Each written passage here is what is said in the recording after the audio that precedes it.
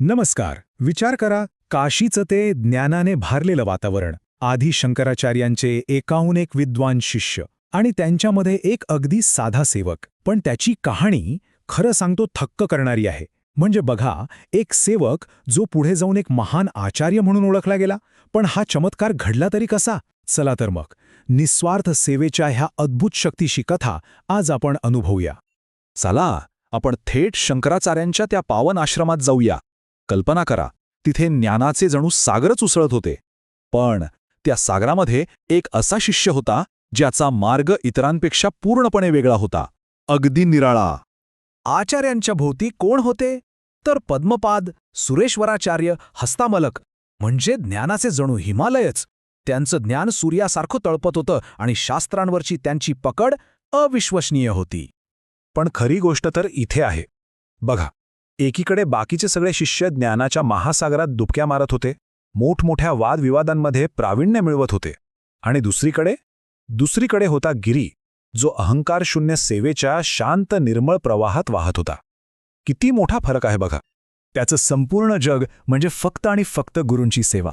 मग ते जेवणाची सोय करणं असो, आश्रम स्वच्छ ठेवणं असो किंवा रोजच्या पाठांची तयारी करणं, त्याच्यासाठी प्रत्येक काम ही जणू पूजाच होती, एक आराधना होती.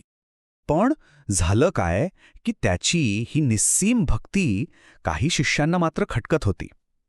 त्यांच्या नजरेत तो फक्त एक आश्रमातला मुलगा होता, एक साधा सेवक. त्याच्या आत जी आध्यात्मिक शक्ती होती त्याची त्यांना पुसटशी कल्पनाही नव्हती. आणि मग तो दिवस उजाडला.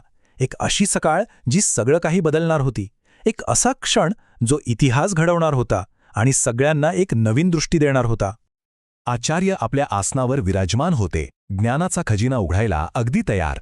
सगळे विद्वान शिष्य उत्सुकतेने वाट बघत होते. पण एक जागा रिकामी होती. हो, ती जागा होती गिरीची. तेवढ्यात एका शिष्याला राहवलं नाही. तो म्हणाला, स्वामी, तो तर फक्त कपडे धुतोय. आपण त्याच्याशिवाय सुरू करू शकतो की? त्याच्यासाठी एवढे सगळे का थांबलेत? त्यांच्या बोलण्यातली ती अधीरता अगदी स्पष्ट दिसत होती. पण आचार्यांच्या चेहऱ्यावर एक मंद शांत हास्य होतं. ते म्हणाले, नाही, आजचा पाठ त्याच्यासोबतच सुरू होईल.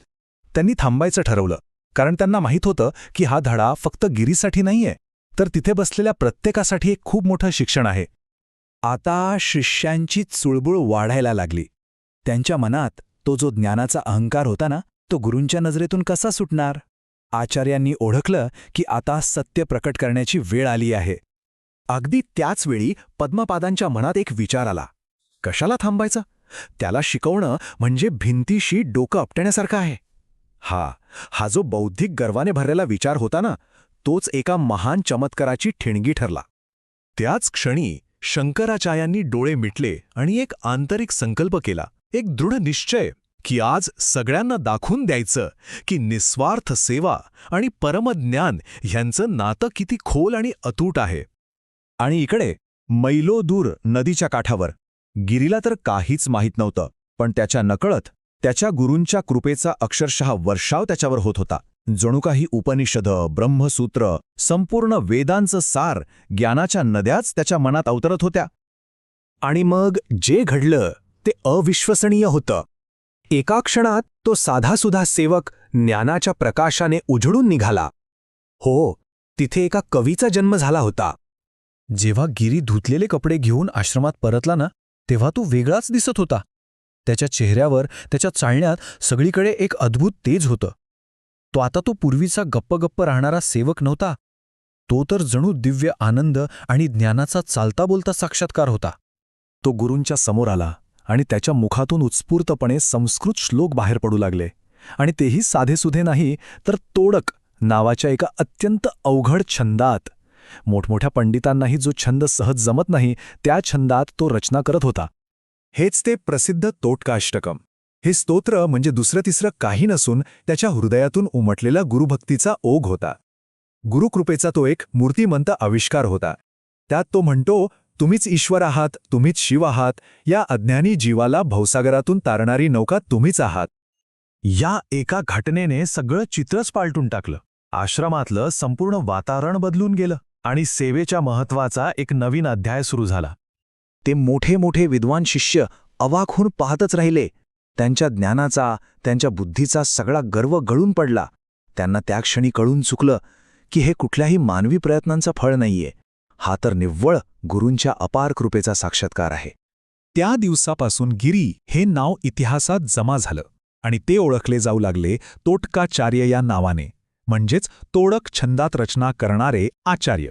आणि इतकंच नाही तर त्यांना शंकराचार्यांच्या 4 प्रमुख शिष्यांमध्ये स्थान मिळालं.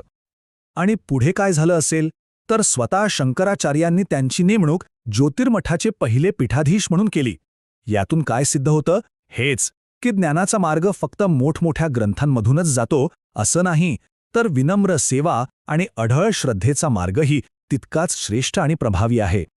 तोटकाचार्यांची ही कथा आपल्याला हेच तर शिकवते, सेवेचं महत्त्व, विनम्रतेची शक्ती. आणि हेच ते शाश्वत ज्ञान आहे जे ज्ञानकोशच्या माध्यमातून आम्ही सर्वांपर्यंत पोहोचवण्याचा एक छोटासा प्रयत्न करत आहोत. आम्हाला आशा आहे की भक्ती, सेवा आणि गुरुकृपेची ही अद्भुत कथा सर्वांना नक्कीच आवडली असेल आणि यातून एक नवी प्रेरणा मिळाली असेल. हा कार्यक्रम पाहिल्याबद्दल धन्यवाद. ज्ञानकोश हे एक बहुभाषिक आध्यात्मिक चॅनल आहे. आम्ही इंग्रजी, हिंदी, मराठी, तमिळ, बंगाली आणि गुजराती अशा अनेक भाषांमधून तुमच्यासाठी आध्यात्मिक ज्ञान घेऊन येतो आणि लवकरच आणखी भाषा जोडल्या जातील. सनातन धर्माचं हे अनमोल ज्ञान सोप्या, सरळ आणि अर्थपूर्ण पद्धतीने सर्वांपर्यंत पोहोचवणं हेच आमचं ध्येय आहे. आमच्या चॅनलवर श्रीमद भागवतम, भगवद्गीता, महाभारत, ललिता सहस्रनाम, दैवत्तीन कुरल आदी शंकराचार्यांचे जीवनचरित्र आणि बंगाल तसेच महाराष्ट्रातील महान संतांच्या कथांवर तुम्हाला रोज व्हिडिओ मिळतील, तेही तुमच्या भाषेत. जर आमचा हा प्रयत्न तुम्हाला मोलाचा वाटत असेल तर ज्ञानकोशला नक्की सबस्क्राईब करा, म्हणजे आमचे रोजचे व्हिडिओ तुमच्यापर्यंत पोहोचतील. आणि हो, हे दिव्य ज्ञान आपल्या मित्रपरिवारासोबत लाईक आणि शेअर करून या ज्ञानयज्ञात सहभागी व्हायला विसरू नका. चला तर मग एकत्र मिळून सनातन धर्माचा हा दीप असाच तेवत ठेवूया.